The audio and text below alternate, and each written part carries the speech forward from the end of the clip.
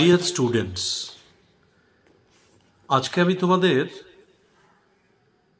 Doctor APJ Abdul কালামের একটি গুরুত্বপূর্ণ স্পিচ থেকে একটা আনসিন প্যাসেজ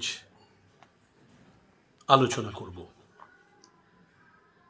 যারা মাধ্যমিক দেবে, উচ্চ মাধ্যমিক দেবে বা যারা West Bengal board of secondary এডুকেশনের অধীনে নবম শ্রেণীতে পড়ছ, তাদেরও কাজে লাগবে এই আলোচনা। এই আলোচনার মধ্য থেকে আমরা দুটো জিনিস শিখব। একটি হলো ইংরেজি সম্পর্কে যে আমাদের ভীতি, নতুন নতুন কিছু শব্দ শেখার মাধ্যমে, নতুন কিছু শব্দের অর্থ শেখার মাধ্যমে সেই ভীতি আমাদের দূর হবে।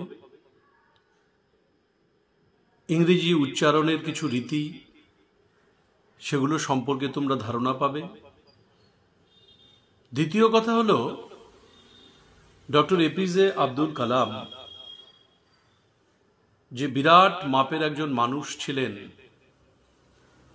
তার যে মোটিভেশনাল স্পিচ কিভাবে আমাদের মনকে উদ্দীপিত করে, আমাদের স্বপ্নকে অনেক দূর পর্যন্ত নিয়ে যায় এবং আমাদের দেশপ্রেমকে কিভাবে বাড়িয়ে দেয়, সমৃদ্ধ করে আমাদের চিন্তা চেতনাকে, সেটা একটা দিক। তোমরা মন দিয়ে শুনবে এই আলোচনা, অনেক কিছু জানতে পারবে। I have 3 visions for India. In 3000 years of our history, people from all over the world have come and invaded us, captured our lands, conquered our lands, conquered our minds. Bharat সম্পর্কে আমার 3টি ভিশন, দূরদৃষ্টি, যেটা ভারতবর্ষের আগামী 3000 বছরের, গত 3000 বছরে ভারতবর্ষে যা যা ঘটে গেছে, সেই পরিপ্রেক্ষিতে আমাদের চিন্তাকে কিভাবে এগিয়ে নিয়ে যেতে হবে, তার জন্য আমার 3টা ভিশন, আমার দূরদৃষ্টি। সারা পৃথিবী জুড়ে মানুষ ভারতবর্ষকে আক্রমণ করেছে। বহু দেশ পৃথিবীর ইনভেডেড আস, আক্রমণ করেছে। ক্যাপচার্ড আওয়ার ল্যান্ডস, আমাদের জমি, আমাদের মাটি দখল করেছে। কনকার্ড আওয়ার ল্যান্ডস, জয় করেছে আমাদের ভূমিকে। কনকার্ড আওয়ার মাইন্ডস, এবং আমাদের মনগুলো পর্যন্ত তারা জয় করে নিয়ে গেছে। মাইন্ড সেটআপটাকে তারা চেঞ্জ করে দিয়েছে। এটাই হচ্ছে মনকে জয় করা। From Alexander onwards, the Bactrians, Turks,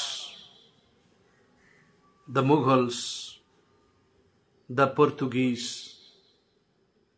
the British, the French, the Dutch, all of them came and looted us. কি সুন্দর ইতিহাস সচেতনতা! আমাদের এই মাতৃভূমি ভারতবর্ষকে আক্রমণ করেছে কারা?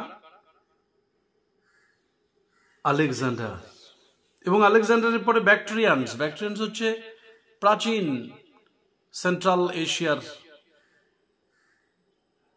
এক জনগোষ্ঠী, অত্যন্ত ধুরন্ধর। সেন্ট্রাল এশিয়া, যেখানে ডাবল হাম্পের উট দেখা যায়, দুটো কুজ রয়েছে, এরকম উট দেখতে পাওয়া যায়। খুব ঠান্ডার জায়গা, মরুভূমি অঞ্চলের। টার্কস, তুর্কিরা আক্রমণ করেছে। দ্য মুঘলস, মুঘলরা আক্রমণ করেছে। দ্য পর্তুগিজ, পর্তুগিজরা আক্রমণ করেছে। ব্রিটিশরা আক্রমণ করেছে, দীর্ঘদিন শাসন করেছে আমাদের দেশ।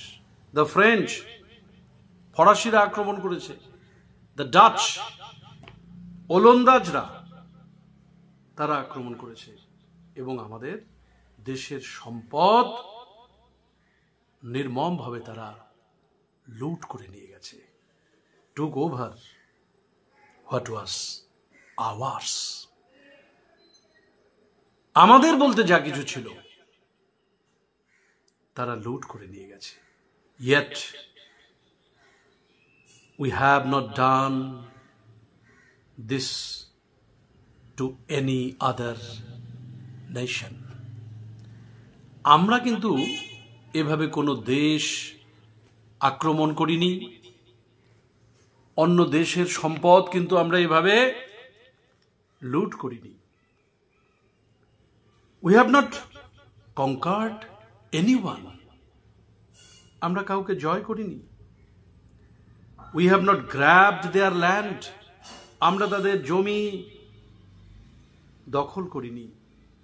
Their culture, তাদের সংস্কৃতির উপর আঘাত হানিনি। Their history, তাদের ইতিহাসকে আমরা আঘাত করিনি। And tried not to enforce our way of life on them.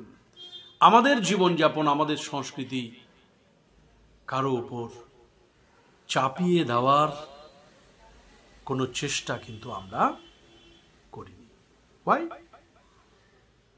Because we respect the freedom of others. কেননা আমরা অন্যের স্বাধীনতাকে মর্যাদা দেই, শ্রদ্ধা করি। That is why my first vision is that of freedom. আমার প্রথম লক্ষ্য হলো স্বাধীনতা।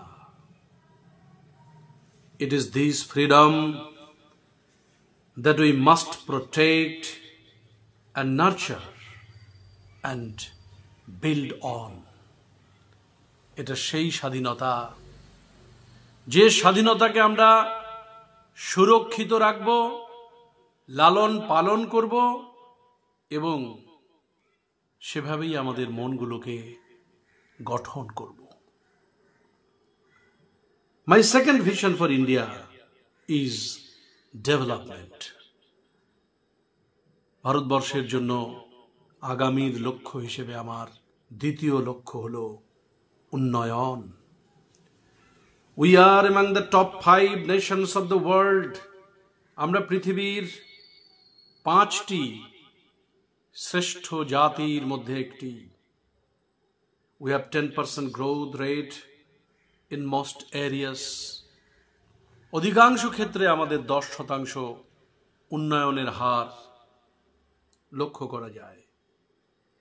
Our achievements are being globally recognized today. আমাদের যে কৃতিত্ব, আমাদের যে উন্নয়ন, সেটা সারা পৃথিবীর মানুষ আজ জেনে গেছে। Yet we lack the self-confidence to see ourselves as a developed nation. তবু আমাদের মধ্যে আত্মবিশ্বাসের অভাব রয়েছে।